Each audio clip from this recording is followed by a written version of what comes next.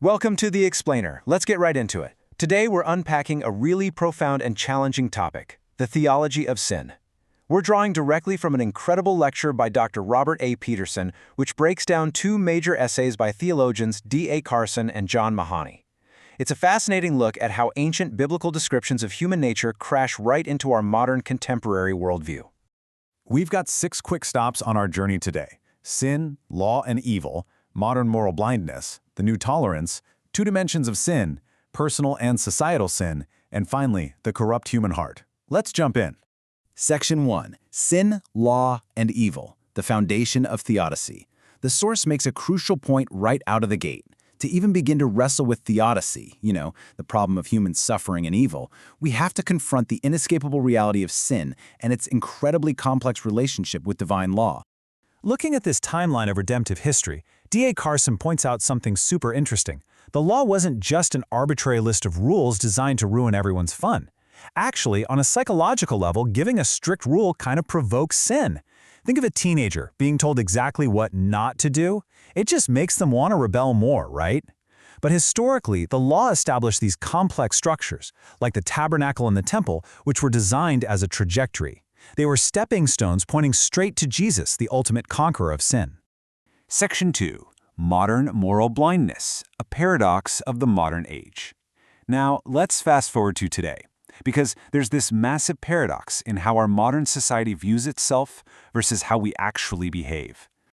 So, are we essentially good people? If you ask around, most people today will give you a resounding yes. The lecture highlights our generation's incredibly Pollyannish outlook.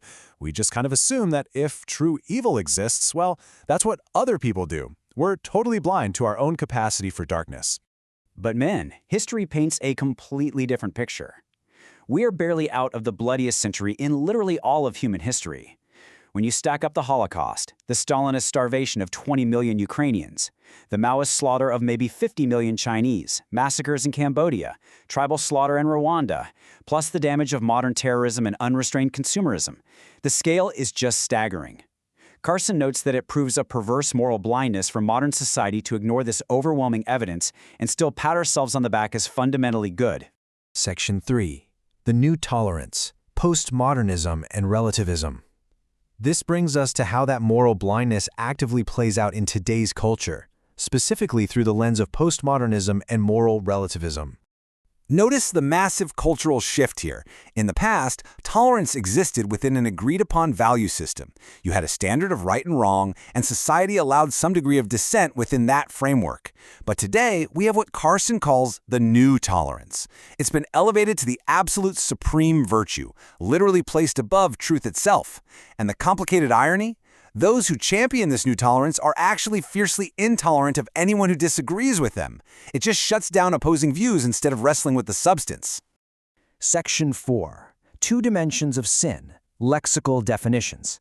Let's zoom in from those sweeping cultural shifts. John Mahoney's essay gets into the strict lexical or dictionary definitions of what sin actually means in a post-fall world.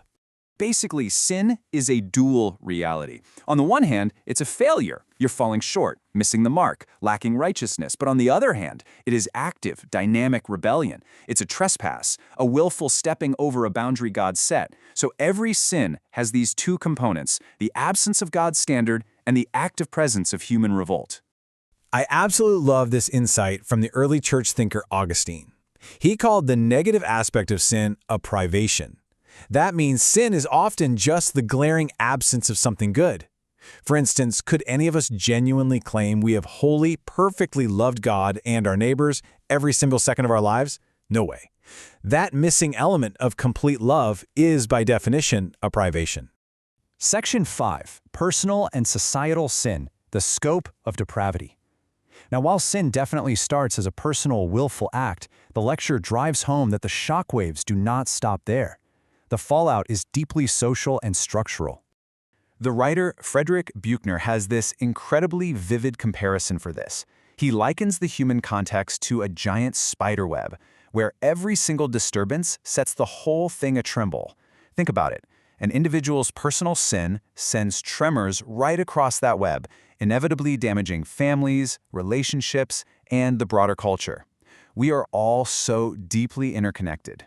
And we see this spiderweb effect literally everywhere. The source lists examples ranging from intense publishing pressure for unethical news stories to entire institutions built on distrust and gossip. And this isn't just a modern problem. The biblical prophets were constantly calling out systemic structures. Amos condemned injustice against the poor, and Isaiah attacked corruption in the legal system. Societal sin has always been a massive target of biblical critique. To really wrap our heads around this theology, we have to distinguish between sins, plural, and sin, singular. Sins refer to the individual bad acts we commit, the lies, the theft, the everyday stuff. But sin, with a capital S, that refers to the underlying corrupted condition of our existence. It's the world's actual guilt before God. This distinction stems directly from the doctrine of original sin. Because of Adam's historic treason, human nature itself got fundamentally infected. We're born into a state of alienation from God. It's essentially the contaminated soil from which all of our actual bad choices grow. Section 6. The corrupt human heart. Micro-level depravity. Finally, we've reached the microscopic level of our analysis. To find the real epicenter of all this societal chaos and cosmic rebellion, we have to look inward, to the corrupt human heart.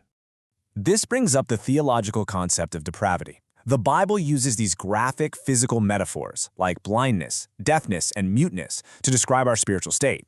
Now, obviously, those physical conditions aren't sinful in themselves, but they're used to illustrate a vital missing component. Spiritually speaking, humanity is born numb, completely unable to see or hear divine truth on our own. And Jesus perfectly illustrated where the real problem is. He taught that true defilement doesn't come from the outside, it's an inside job. He pictured the human heart as a fountain, just bubbling up and pouring out evil thoughts, deceit, and pride. Our actions simply mirror what's at the absolute core of our being. Which leads right into this chilling summary from the prophet Jeremiah. The heart is deceitful above all things and desperately sick. Who can understand it? It's wild to think about, but our innermost self is often completely opaque even to us. We deceive ourselves far better than anyone else ever could. So I'll leave you with this final provocative thought. If our modern solutions, like this ongoing moral blindness or a new tolerance that's actually just intolerant, completely fail to address the heavy realities of structural evil in our own corrupt hearts, what higher value system will you rely on? When you look out at the tremors shaking the spiderweb of human history, how will you evaluate the roots of our crises? It's a huge question, but one this explainer suggests we absolutely cannot afford to ignore. Thanks for joining me on this deep dive.